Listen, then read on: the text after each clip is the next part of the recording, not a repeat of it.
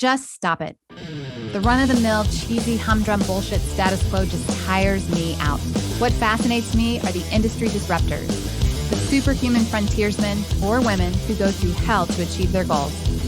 Join me as we meet and learn from those mavericks, rebels, and business leaders that aren't afraid to piss off the establishment in order to make radical change for good. Sponsored by Johto PR, the disruptive anti-PR firm that murders your competition with cinder blocks and cyanide. This is Disruption Interruption. Welcome back, everybody, to Disruption Interruption. I'm your host, KJ, and we're here today to talk to another industry leader that has steered off the lame, tired path of the status quo. Today's guest is a former sales engineer who pivoted from this role and started disrupting when he experienced the painful reality of sales engineers holding up the sales process for sales reps that were unknowledgeable of the technology, products, and services they were selling. Determined to fix this huge and growing disparity in sales, that, by the way, is eroding trust towards salespeople in general in big tech, he developed a technology that combines data science and business intelligence with over 24 years of sales and marketing experience to save big tech time and increase profitability.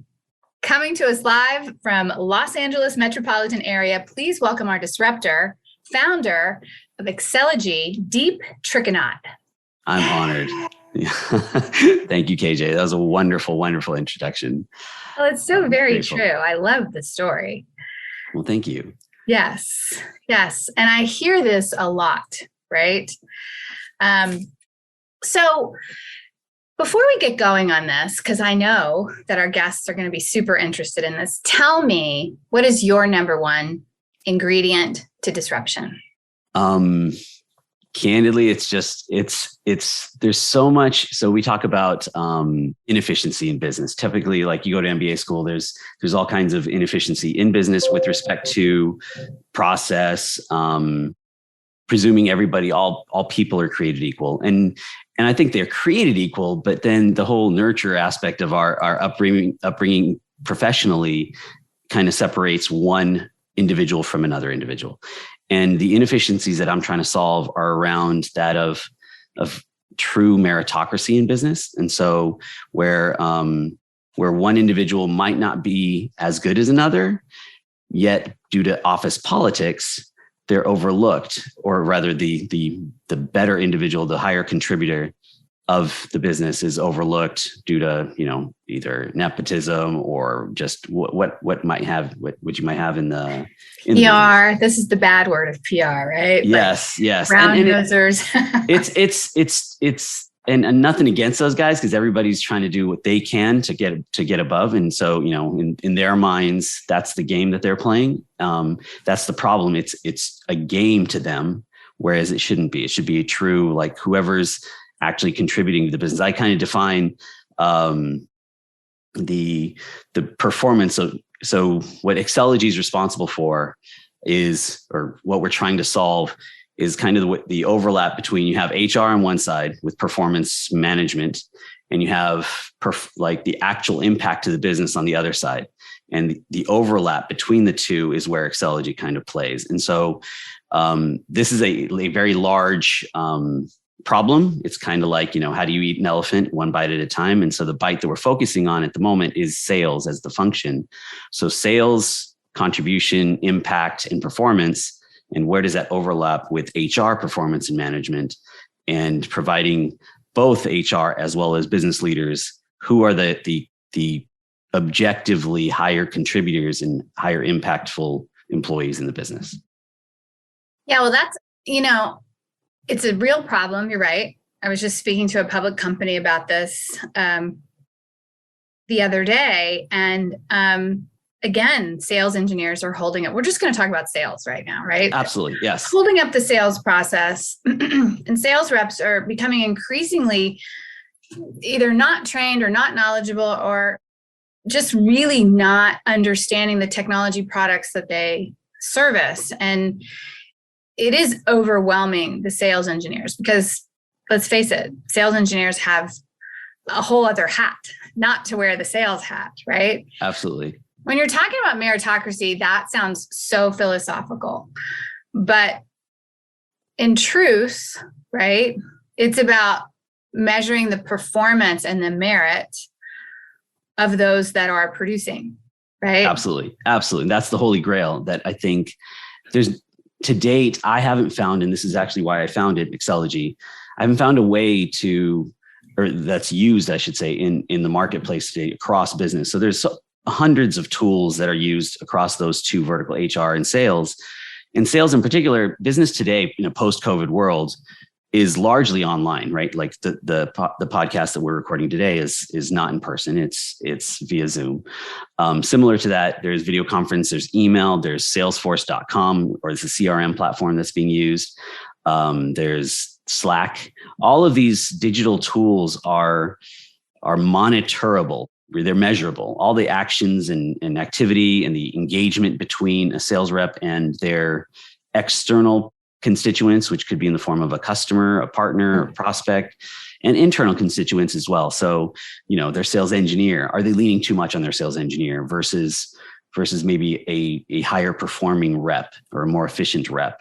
Are they leaning too much on product marketing, or like how much is the rep individually bringing to the table, basically, and how much are they leaning on other people in the organization? And collaboration is not a bad thing. In fact, there's a sweet spot, right? So there's the right amount of collaboration, both internally and externally, that is the sweet spot specifically for an organization. And Acceledgy offers kind of that visual, the dashboard of what is that sweet spot. So that their top performer, everybody has a top performer. The challenge is, what is that top performer doing different than everybody else? And let's talk about the status quo of that, because, sales traditionally has been run by numbers, right? And those have a foundational aspect that really it's not alterable, right? But there is a quality aspect. I mean, back in the day, I was speaking to someone's father that used to sell technology decades ago. And they not only knew the product, knew the service, but they were trained enough in order to onboard and get the service started for the client, right? Yep. Sales has completely changed in that particular aspect. And so there's so many silos, right? Absolutely. It's a relay race. What is the status quo on monitoring the quality? Because you can't only monitor the quantity. So it's a phenomenal question. I don't think that there's a one size fits all answer to that. Typically, there's the data that sales leaders use is largely lagging. They're lagging indicators, and those lagging indicators are in the form of revenue or closed deals.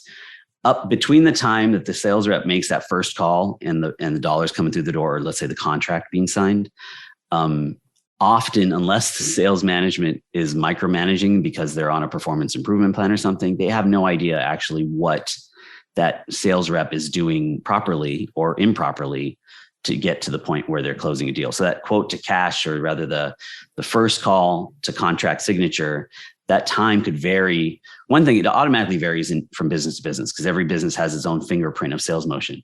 But separately, between reps within that business as well, the more efficient reps can probably close deals in a shorter period of time.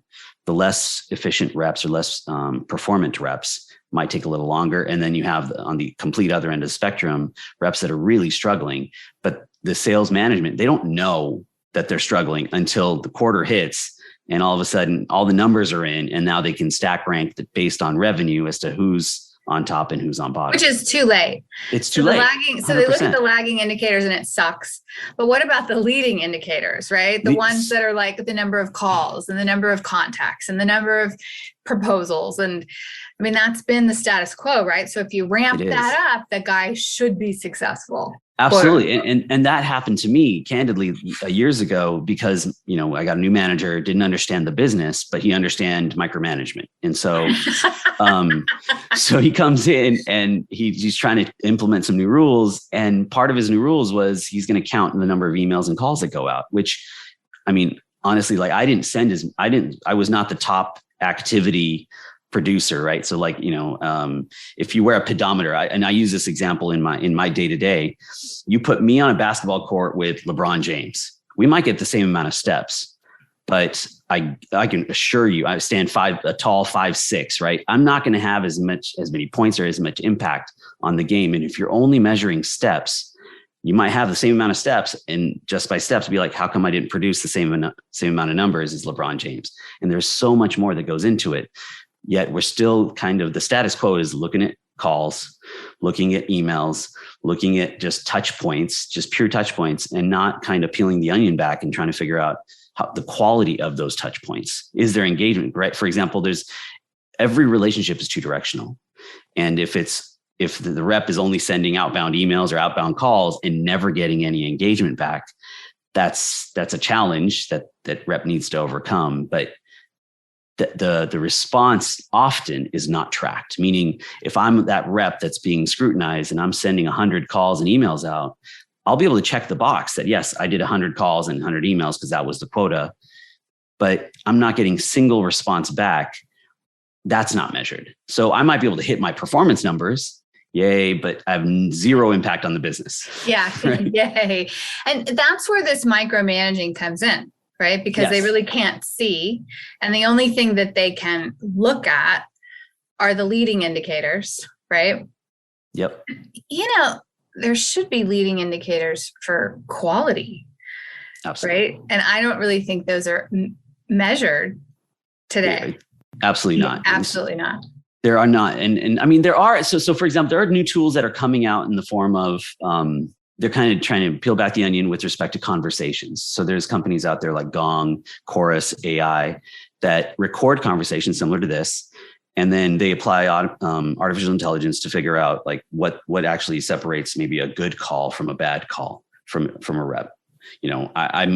I'm prone to this as well. I say ums and ahs a lot. And so those AI tools will count those. This is how many times you said this is how many times you said a, or whatever. And then they report that to management in an aggregate dashboard. But what I'm trying to do is create a holistic view, including those conversations, including emails, including the body of the emails, including the response rate and who the title. So there's so many dimensions in that. There's I would say between 100 and 200 touch points. There's the right activities that sales reps need to navigate through the gauntlet of the sales motion. They have to do those 100 steps correctly to be able to close a deal, or maybe more. Yeah, that's really interesting. 100 steps. You mentioned something about the ahs and ums. I really don't give a crap if the person says ahs or ums, as long as he's teaching me something that I didn't know, I'm engaged, and he's asking the right questions that are a bit cathartic for me in the sales process to get me to look as to why I might need something, right? Yeah, absolutely. Even that status quo seems, I don't know. So they candidly, they go a little bit more beyond that. So I want to good. What they do, right?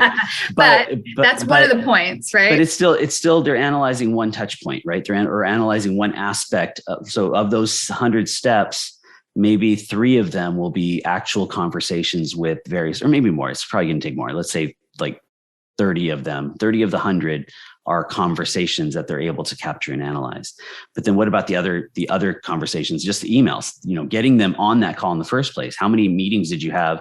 And what was the engagement? Who's the level, the hierarchy? So getting the janitor on the phone is probably a lot easier than getting the CEO on the phone. Mm-hmm. So having 100 calls with the janitor is not really going to get you anywhere in closing that deal that you need the CEO's engagement, right? So that's the kind of stuff that I want to bubble up to sales management and business owners is, are the steps in a pedometer the right steps and not just steps, kind of arbitrary steps that are not getting you anywhere? Well, that's a really good point, because it is sort of arbitrary. Today, it can be, it's not very scientific.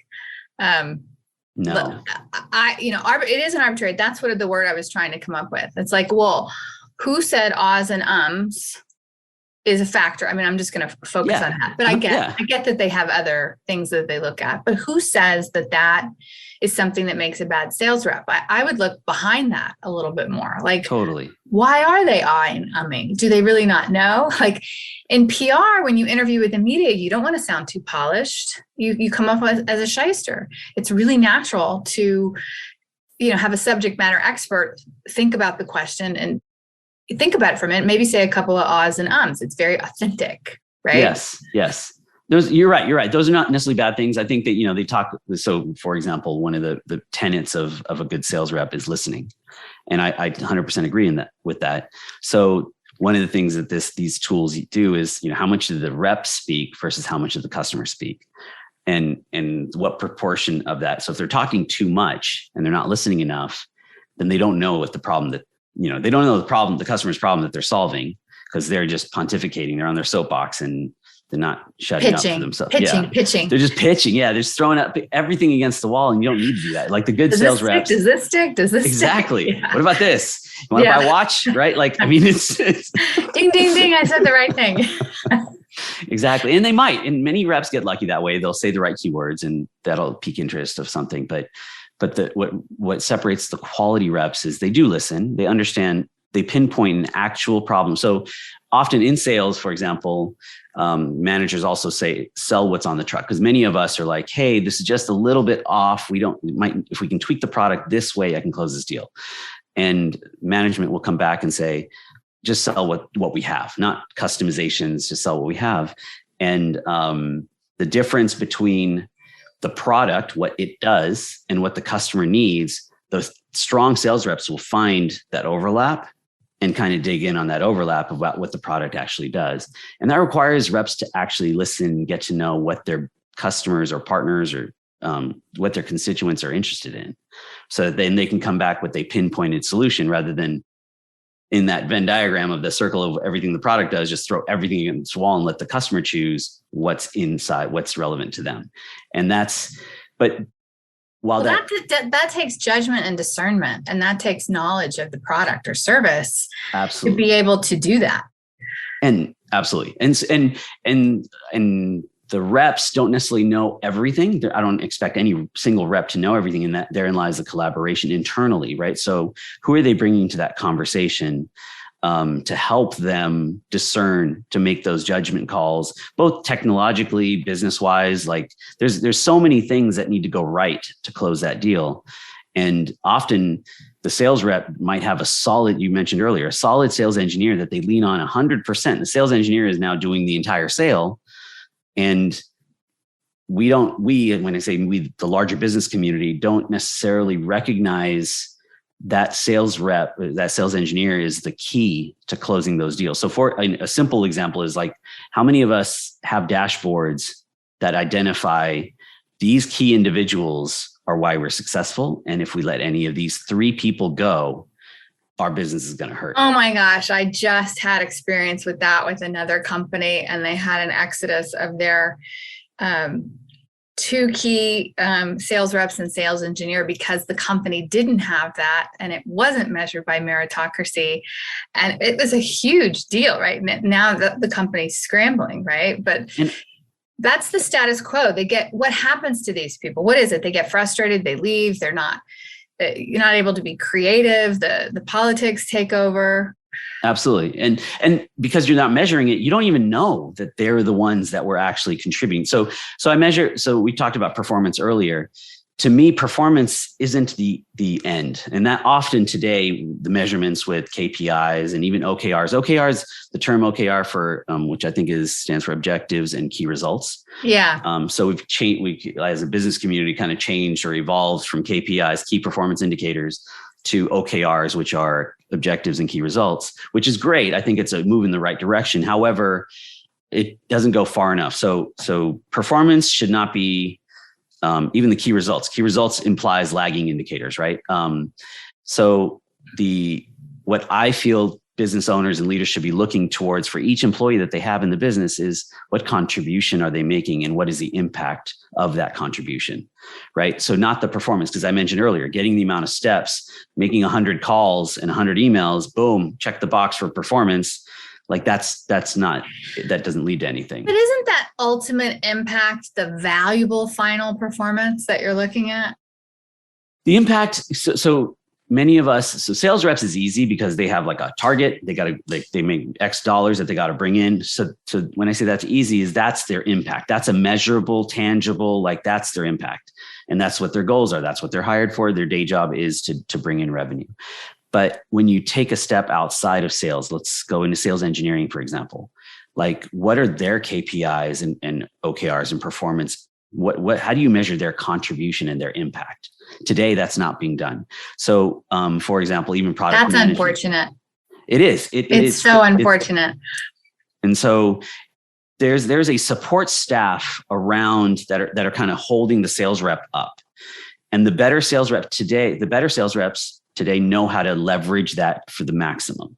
That's candidly what separates a strong sales rep from everyone else, is they know how to plug and play the various support staff to close that deal the fastest and be the most efficient there. It's not the number of calls. It's not the number of emails. It's when you finally get a prospect on the line, how do you maximize that 30 minutes with that prospect so that you don't have to have 100 other emails and calls? Like, who do you bring to that call? When do you bring them? How do you position that sales engineer or that architect or that actual engineer or product manager or whomever it is that you're collaborating with to move that call to the next step?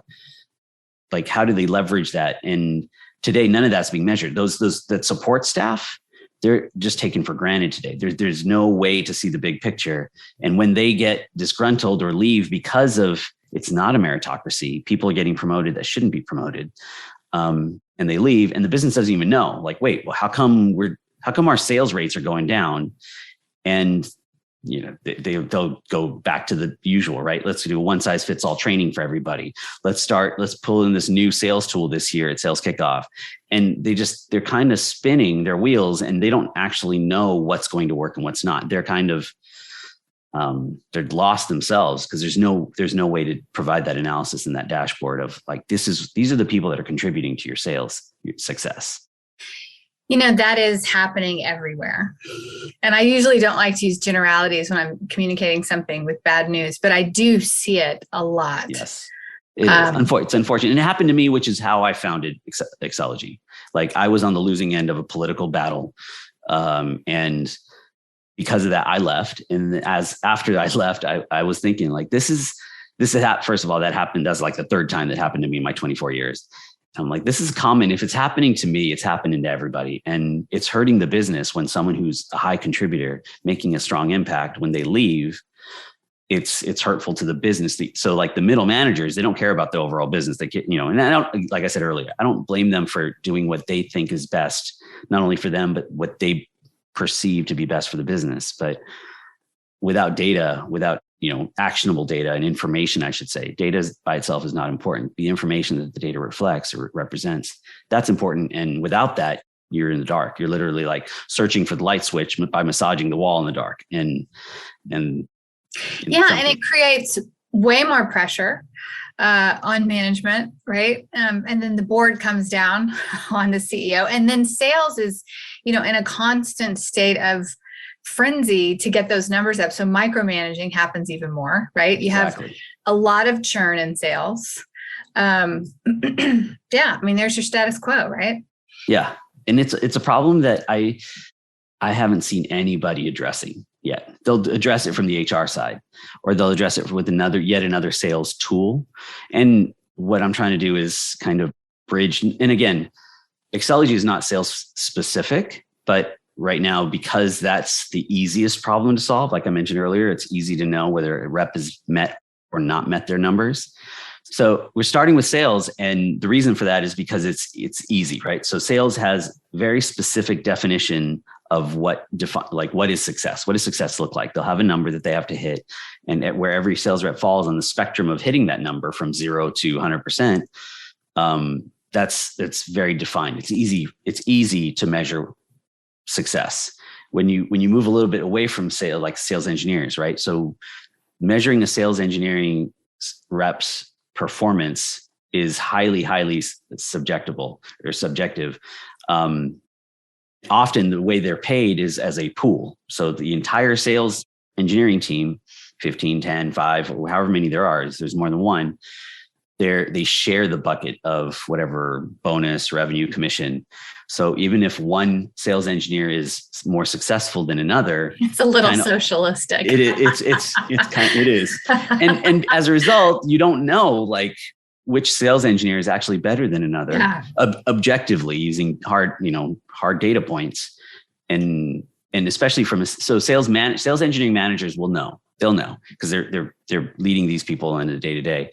But the moment that sales business owners lose direct line of sight, so Acceledgy doesn't cater so much to smaller businesses where the CEO everybody reports to the CEO because they know firsthand. They're kind of by design, they're micromanaging all those people because they're involved with everything. But the moment you go to when you have a layer of middle management and the business owner that sits on top doesn't have direct line of sight into everybody's activity and contribution and what they're working on, that's when you introduce politics and you introduce someone else kind of their influence on who's right and who's wrong and all of that. And our own tendencies of just our preferences, our likes, our dislikes, all of that gets kind of into the mix and you lose objectivity, the objective data. And I'm just trying to provide a system to kind of pierce through that veil, so to speak, and provide that insight for all business owners as to, you might have 100 employees.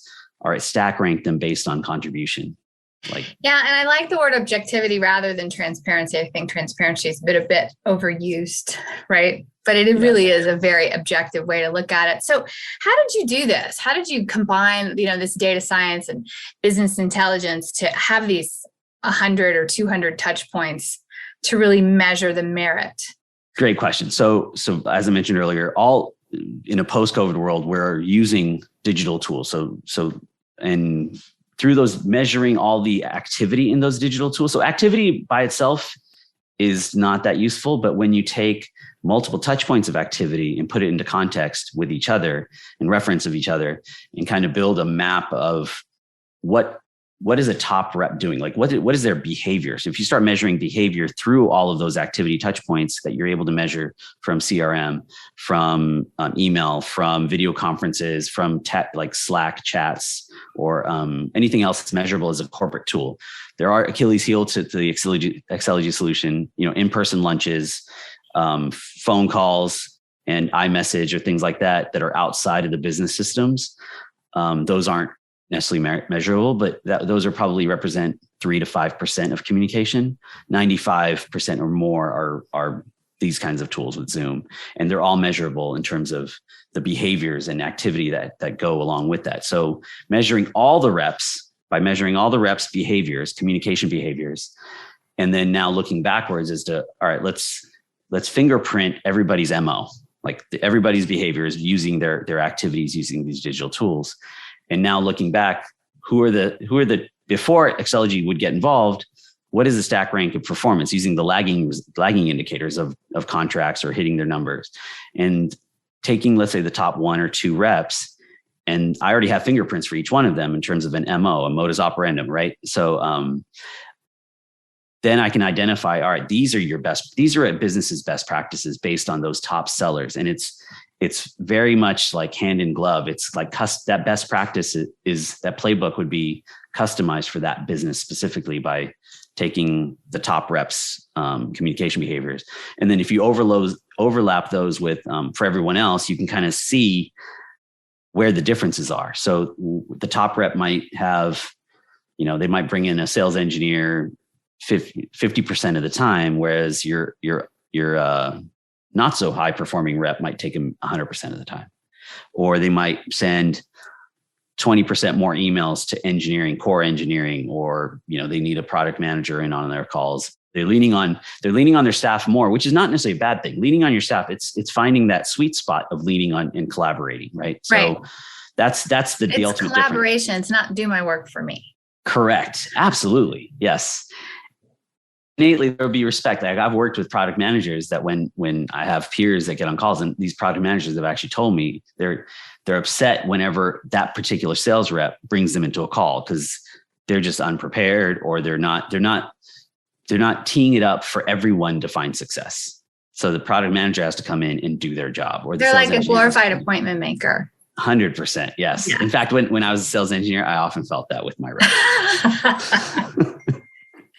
This would be really, I often find this with innovators and disruptors, and what they create is that it's too simple to be believed. And I think the best things are so simple, right? Like, oh my God, why hasn't anybody thought of this? I remember working at a corporation, and there was this one sales rep, and she was just a powerhouse, right?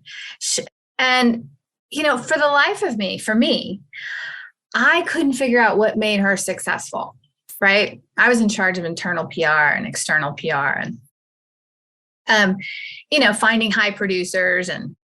But I often said she had the gift of gab, and she'd talk about what I observed is nothing about the product or service, but people would buy from her. Now, she may have, right? But her MO seemed, she just talked and people loved her. Yeah. Now, I know that's like not duplicatable by other reps, right? But it would be very interesting to go back in a time machine and take this technology and map it out and see what she really did. Because year after year after year after year, man, she was just an absolute powerhouse. Yeah. And I equate it to like the top of a mountain. There's multiple paths to get to the top of a mountain. So you can be an introvert or an extrovert. So if you have to get the gift of gab, it's a tool, 100% use it to build rapport.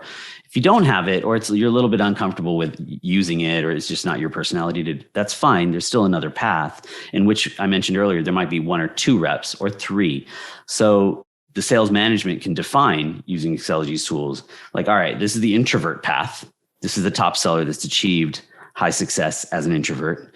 This is a top seller that's, that's achieved high success as an extrovert, and then coach accordingly, right? So, and then the same tools, which is, so tools are just that, they're tools. And Acceledgy provides the same kind of tools and insights that can be used for good or bad equally, right? So it's just a tool. In the business world, which is positive for business either way, but potentially negative for the individuals, is Acceledgy will now expose anybody hiding under rocks. You know how like you pick up a rock and everybody scatters? So this will expose who's hiding and not really doing any work. And that'll bubble up, and owners and business owners, leaders and managers will be able to see that. It'll shine a light under that rock and all the people that are hiding. Wow, what there. a tool, right? Yes. And what a tool. And the thing that I really liked that you said is that, every business is different. Every industry is different. But a key point is how sales go in that particular industry, right? Or that particular business. And you could really find out the MO of the successful salespeople and sort of create a customization for what's successful, maybe as a prime starter for what's successful throughout the rest of the organization. It's like Google Maps for new sales reps, right? It's like, so they would know what good positioning you have. So the top, and even for let's say, because here's the thing, candidly, no one wants to be a poor performer of anything, right? So they're not trying to be poor performers. They just haven't found the key, or they don't have the rubric, or they don't have the kind of the what do they call those things? Oh my God, I'm losing it. But basically, they just don't have the map on how to find success and what they're doing different than, let's say, a top rep. In fact, when I was an underperforming rep early, even there were times in the middle of my career where I just didn't figure out, when I joined a new organization, I just hadn't found the right balance to be successful. And as that new rep, I would try and pay attention to all the top performing reps. I'd ask to shadow their calls, and I would, for myself, learn what are they doing different and or better than what I'm doing. How do I model myself after them? And so even these underperforming reps, all of them are interested in being better. No one wants to suck at what they're doing. So if management could say, all right, this is what a top performer looks like, and this is where you are, and these specific areas are the deltas. So rather than going to this like week-long one size fits all training, why don't you work on these 3 areas? And and then while you're working on it, Acceledgy for that business, right? For specific, 100%, yes, for that business, because it's not going to be a one size fits all for everybody. In fact, the the chart that I use actually has, it's a radar graph. That's the main chart. And it, on the axes of each one is a communication, is a persona. So there could be a buyer persona, there could be a sales engineering persona, and so on. And so the communication between the rep in the center and all of these various personas that they interact with, both internally and externally, creates this unique fingerprint shape around this graph. And then do the same thing with every other rep. And when you overlay the top rep with everybody else, you can kind of see quickly where either the lower performing reps are doing too much of or not enough of relative to the top rep. And that's where you get the customized playbook that's specific to that business and their product sets. That is brilliant. So objective. Exactly. I mean, it makes me think back in the day, like Xerox, right? Like I got a lot of really good salespeople trained at Xerox back in the day when they were a powerhouse, right? Yep. They had an MO and they had figured that out, and they had figured out how to distill that, and teach that, right? Absolutely. And same thing with Oracle, but something that was successful as Oracle may not be successful somewhere else because they had their whole MO, right? It's, it's interesting you mentioned both of those. I'm familiar with both of them, and they're some of their histories as well. And they're both of them at their peaks were both customer focused and sales focused, meaning sales first. So a lot of times it's unfortunate, sales operation gets too much power. And this, I'm going deviating a little bit, but these are some of the downfalls. If anybody's listening to this, if you give your sales operations team too much power to where they're defining how much sales reps get paid, and they themselves have never been sales reps, they're going to be like, well, why is this rep who's earning like hundreds of millions of dollars for this business, or even just millions or hundreds of thousands, whatever it is, why are they getting paid more than me? I'm going to jerry rig their commission structure so that they're not paid as well. And Oracle never did that. Oracle was like a flat, like you make more money for the business, you make more money for yourself, like just period. And that always fascinated me, that why telcos, I've also worked for telcos. Telcos have a really convoluted way. You need like a PhD to understand their commission structure. And, and it's really for that. Like, how do we prevent salespeople from making money? And that's not why they're there. It's not why you hired them. You hired them to make money, to make the business money. And if they make the business money, they should make money too. And again, sorry, I'm digressing a little bit. No, it's not digressing. And it's really looking at different industries too, but it's also telco companies are not very customer centric either, right? It's confusing. Look at all the fees that we have to navigate. It's just, we were just looking at that in my business not too long. Like, what is this? Right? The controller's like, wait a minute. Yeah. So being customer friendly, or customer first, customer centric, and then tailoring the internal organization accordingly to support them. I think that's like step number one. And then if you want to help your middle performers grow and then identify as a leading indicator, you don't want to identify who your poor performers are after the quarter's over, because that's too late. It'd be great to identify it up front and then use your discretion on, are they going to be successful? Because if you make these 3 tweaks, they will find success. Or if you have to make 15 tweaks, then you got to, like, as a manager, figure out if it's worth the time investment, because maybe this hire was not the right hire. And you can do that ahead of time, before the month ends or before the quarter ends, because you have that insight as to, like, this is where they're lacking relative to top performers. Yeah. It's so expensive to find new people too. The amount of institutional knowledge that you lose, how much time it takes to train, hire, find. And I know our listeners are now doing what I'm doing. Ding, ding, ding. We could use this in our delivery area, our production area. Yep. Right? Absolutely. Yeah. Yes. So the motivation for Acceledgy is to identify, let's say, the top half reps. And right now, let's say the current revenue, or what are we? We're about, today is the last day of Q2 in the calendar year, right? And so I'm sure there's crunch time for everybody, at least when this is being recorded. What are the B, C, D players, not necessarily the F ones, but the ones that you need to make those minor tweaks to? If you did make those tweaks, what kind of revenue does that represent? Because today, if they're closing at like 75% or 80%, and the top reps are 100, 105%. If everybody using that specific playbook for that business got everybody to north of 90, 95%, what's that delta look like for the business in terms of the revenue coming in? Because now you're creating a playbook and a model that's exposed, that's transparent and objective data for everybody to follow. And if you have reps that are choosing not to follow it, all right, well, then you also know. Well, that'll show too. Yeah, it'll show. Exactly. So and this really would help HR, because HR has been relegated down to being yes men. Yep. For, the executives, right? When they could truly be objective and be effective like they want to be. Right? And this is not going to be absolutely. I don't see this. The information that Acceledgy provides isn't the end all be all, right? You'll still need the various other aspects of how you measure performance and how you measure success and all of those KPIs. Those will still be there. But I think this will add to that. It'll add yet another layer to it, or another data point that can be used to determine whether or not it'll corroborate, should this person be put on a performance improvement plan or not, maybe not. And so what are the actual issues? It'll provide a little bit more of a reference point for that. Yeah, I'm glad you mentioned that.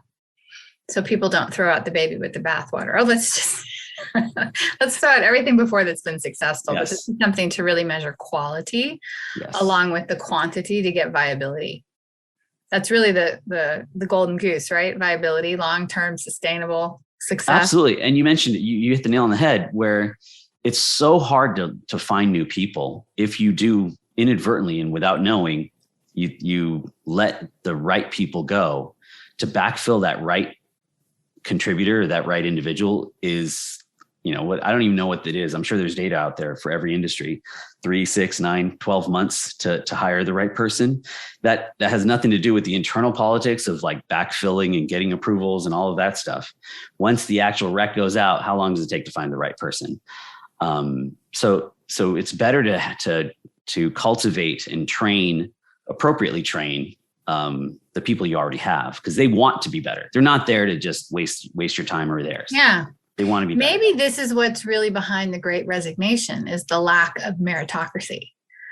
Yeah. In many cases it is. Absolutely. Wouldn't that be a story to tell? Headline. Yes. The lack of meritocracy is a problem generally, I think. Yeah. And so I'm hoping to fix that. Well, I know what gave you that epiphany. You said, that's it. I'm doing something about it. Right. Yep. Where do you see, so you started in sales. Where is this going for Acceledgy? What's your plan? Overall, I would love to be able to give, so the dashboard I'm talking about for sales specifically, I'd love to expand that and give it for the entire business. Where Acceledgy is going to go is so let's look at M&A, for example. The organization, the most recent one that I lost the political battle on about 4 to 5 months after I left, they got sold for 75% of what they were acquired for. So specifically, they're pivoting to almost use the playbook that I was trying to, in strategy at least, that I was trying to implement there. So, but traditionally what I was doing wouldn't show up on anybody's graphs, charts, or reports in terms of the contribution that I was making to the business. So if there's anybody else like myself that doesn't fit squarely inside this transactional sales box, or squarely inside the program management box, or if there's someone who kind of goes a little bit more horizontal that wears multiple hats, and if you measure that one person against a sales rep, their numbers are going to be small. If you measure that same one person against a program manager or a business development rep or whomever else that they might be doing, because they're more horizontal, they're working across the business, they're immeasurable in any of today's metrics. But the goal I'd like to do is provide visibility into sales, and not just sales, business owners like CEOs, C-suite individuals, of this person they have their hands in every cookie jar, and they're actually moving and shaking. You just can't see it because you're too far from it. And if, at least you should ask yourself, why are they talking to all these random people, both internally and externally? You should at least know what they're why are they doing what they're doing? And if not, at least at minimum, you should know that. But otherwise, you should also know that the contribution they're making to the business, and because of the activity that they're doing, because of the people they're talking to, and the engagement they have from everywhere around the industry, not just the business. And so I'm looking to provide insights to senior management for those high contributors, the people that are actually, put the business on their back and are trying to do what's right for the business, but just because of the way they operate, it's not measured today. And it's not showing up. It's not showing up anywhere. And when they leave 4 or 5 months later, then the business gets sold or it goes downhill. And candidly, no one knows why. And it's not just in sales, it's across the board. And so I'm hoping, for example, after sales would probably be marketing, most likely. Would be the next step. I was going to say marketing for sure. And so, for example, in marketing, there's a lot of tools, even back-end tools that I'm leveraging in the form of artificial intelligence and sentiment analysis and things like that help discern the quality of messaging that goes out. There's many tools in your world that you might know that help write blogs, right? You give it one sentence and the computer will write the rest of it. That's like scathing the surface to some extent, but similarly, if there could be analysis done between the top reps and the messages that they send versus everyone else and the messages they send, and providing that a little bit of insight on that sentiment of what they're sending and the quality of those messages, not just the quantity, and using that as also a data point, that's part of what we're doing. That's super cool. Yeah, I would think marketing would be next. Yeah. Marketing is typically an area that the C-suite doesn't understand. Yeah. And they look at it as a cost center. But if you really follow marketing outflow, it's directly correlated to gross revenues. Yeah. Like spookily correlated, right? So if they really understood that, they could constantly drive the business and have bandwidth to put attention on quality of delivery. Exactly. And I've always found it ironic that there's such, and this has been in many of the organizations I worked for, there's always this kind of co-opetition between sales and marketing. And never should be that way, because they really are brothers, right? The sisters, collaboration. Absolutely. Yeah. It's the same goal. It's a relay race, and marketing starts the race and sales has to finish it. And the handoff needs to be clean, and that needs to be practiced just like a relay race. Mm-hmm. And I've never understood why there's all this consternation between the two, because when the numbers are missed, there's all this finger pointing. Oh, sales is like, oh no, it's marketing's fault. They didn't have enough leads. Numbers are missed. It's all marketing's fault. Numbers are gotten. It's all sales. It's all sales. Yeah, exactly. And it's not the case. Happens all the time. So to me, it's like, if you follow the money and go backwards from following the money, that's the next step, is marketing. Yes. And then beyond that would probably be product management. And then beyond that would be engineering and or operations. And so kind of going internal from the outside facing of the business, going to the inside. Yeah. Well, you're actually following an administrative rule, which is the correct sequence of expansion. The correct sequence of expansion is promotion first. That's marketing and sales. Right? Yep. Get that going, then put in administration lines, right? Yep. And then put in sensible economy. Because if you don't do it in that order, you won't have anything to economize on. Right? Absolutely. Yes, exactly. Exactly. Good job. Thank you. What industries are you going after right now? I mean, I know tech, and that's super broad. So yeah, it's right now tech, mostly SaaS based. So we're at the point in our evolution is we're not yet ready to scale. So we're looking for we're following our own kind of MO, is identify a few key beta customers, beta partners, and kind of iron out all the kinks between these 3 to 5.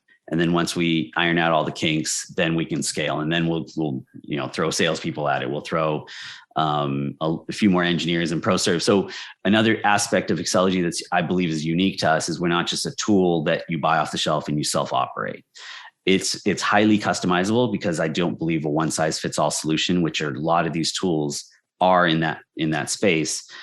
The way to maximize what we provide is to customize the data gathering, the data acquisition in a way that's specific to that business, right? So I can't take an automotive playbook and data capture model and apply it to a SaaS business or to a marketing business or to a pro serve business. And so there's a little bit of kind of requirements gathering and customization for the tool to capture the appropriate metrics so that then the data that comes out on the other side is actionable. Yeah. Wow. And you could have real succession plans. Yeah. For these business owners and executives, right? So when you don't lose institutional knowledge. Exactly. Yeah. Exactly. Kick-ass. So I love this. It's a I wish you all the play. best. I appreciate it. I'm so grateful. I'm rooting for you. Thank you. Thank you so much. You have no idea how much that means. Oh, good. Well, I totally mean it. I mean, my wheels are turning. So were you always like this? I don't know. Is it methodical when you're looking at things and looking at the disparities and Meritocracy? Was this something that you graduated into, or was this like, what was Little Deep like? I've always been a bit of a problem solver. I started my career, even though my degree from college is biochemistry, and that's largely because of my background. My mom always wanted me to be a doctor. I was essentially undeclared. I didn't know what I wanted to do. And I'm like, all right, I'll go into medicine. It's fine. Because my mom wants me to be a doctor. So my bachelor's is in biochemistry, but my heart has always been in tech. I was coding since I was 12, even back then. So with my Commodore 64, I would write software on. So just kind of building that using technology to solve problems. And so even in my house, for example, my wife always complains that she doesn't know how to operate our TV because it's so complex, but it's not actually. I have one of those universal remotes that when you hit a button, like magic happens, everything turns on and it automatically works, right? And if what she complains about, every now and then, one of the devices will go on the fritz. Yeah. And then she's hitting the button and one of the 12 things that should be working is not working. And she's like, I don't know how to operate the TV. Like it just doesn't work. It takes a PhD to operate a universal remote. I'm sorry. I believe what's so funny is I'm the one in the household that can do that. Yes, that's awesome. Kudos to you. And the other person in the household is in tech. Super brilliant, but it's a joke. It's a joke around. Exactly. So I'm always solving problems. Like for example, I'm in the process of smart homing our house, I guess, or whatever. Yeah. Smart, so a lot of the switches are now Wi-Fi based, connected to Alexa, but you're certainly not going off the grid. No, definitely not. I've bought in, hook, line, and sinker into this automation. So if and obviously Alexa's listening, so yes, you're hearing this conversation as well. But turning on the lights, turning off the lights, they actually have. I know we're going off topic here, but something I'm fascinated with. So all the listeners, Alexa has something called Guard. And our light switches are tied into Guard. So when you're away from the house and you turn Guard on, because it controls the lights in the house also, or it'll automatically turn them on and off throughout the evening. As like if people you're are home. Like people are home. Mm-hmm. Exactly. So like that kind of stuff, I just love it. I love automation in the house. And so I write my own software just for internal home stuff. For video, like I take a video and I want to make like 12 different copies of it, or I should say qualities of it. So one's, going from a marketing standpoint, you'll appreciate this. One's going to like WhatsApp, our family group. One will go to YouTube and another one will go. And so I have a script that kind of prepares all this stuff for me so I can send it out. So I'm not actually like cropping or trying to force a 2 gig file on WhatsApp versus YouTube and trying to use the same file everywhere. Wow. So how fun. I mean, it's time consuming, but I enjoy it. That's what I do from a technical standpoint in some of my spare time. That's awesome. And do you have any crazy passions outside of work besides that? Music. And then I see the guitar in the back. Yes. That was a COVID project. I'm actually behind my head there. Those drums are called tablas. They're Indian percussion. Yeah. Tabla, Tabla. Tabla. Okay. Tabla. Tabla. BLA. Okay, tabla. Tabla, yeah. Tabla. They are Indian percussion that use your fingers. There's no sticks. And I've grown up playing that, accompanying my father. So that I'm like semi-pro at. I can perform that way. But the guitar, I'm just kind of still struggling a little bit. But I love music. I have, in fact, my setup here is basically a music studio. I'm talking into my laptop here, but I have a 43-inch screen that serves as my mixing board when I use the Logic Pro, which is the digital audio workstation. Oh my gosh, how fun. So we have an album or a single coming out soon? No, I'm more in the back. I support my kids, for example. My kids are amazing musicians. And I'm grateful that they follow the passion, but they have the talent. Like my dad had talent, it skipped a generation, and then my kids have the talent. That's awesome. So I enjoy recording them. I want to be able to record them and produce. I'm not as good a music producer as I am a percussionist. So I still need. So you're a pro tabla drummer. Is that how you say it? Kind of. I mean, okay. I could get paid for it, but because my passions are elsewhere, it's more of a hobby now than actually. Maybe you can do that when you retire. Yes, absolutely. And that's what my mom said. She's like, if you have music in your life, when everything else is done, you'll still have something to do.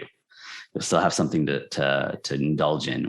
If you're a pro athlete, for example, and all you did was play basketball, when your knees are gone, it's a little hard to continue playing basketball. And so you got to still pick up something else. My mom was like, music, you'll have it for the rest of your life. Yeah, that's awesome. So I know what you're doing when you retire. Yes, absolutely. Steve, how do people get a hold of you? So the website, Acceledgy.com, has all my contact information on there. If you're watching the podcast, my first name last name at Acceledgy.com is my email address. So I welcome any email, reach out to me. Those are probably the best ways. Are the office numbers on the website as well. So that serves that you can send SMS or not iMessage, but you can send text messages to it as well. So. And SOS, help me. yes, please. Happy and to they can find you on LinkedIn as well, which we'll put links all into that. Absolutely. Deep, thank you. This has been so much. I love this. It's actually been really deep for me. I'm excited about what you're doing. I can't wait for it to blow up. It's badly needed. I appreciate it. I'm so grateful. Thank you so much. Yes, you're welcome. That's a wrap, everyone. If you learned something today or laughed, go tell someone about this podcast and tell people to go disrupt their markets with a tidbit from this show. Please. Thank you for listening to Disruption Interruption, where we transform lives, change consumer behavior, alter economics, and never accept the status quo. Ciao for now. Because we live in a highly litigious society, with America being one of the top litigious countries in the world, here's our legal disclaimer. This information is not intended to be a substitute for professional public relations or legal advice. Do not disregard seeking professional, legal, healthcare, or financial advice, or delay seeking professional PR or legal advice because of something you have heard here. Contact an attorney to obtain advice on any particular legal situation or problem. Use of this podcast or our website or any of its social media or email links do not create an agency-client relationship between Johto PR and the user.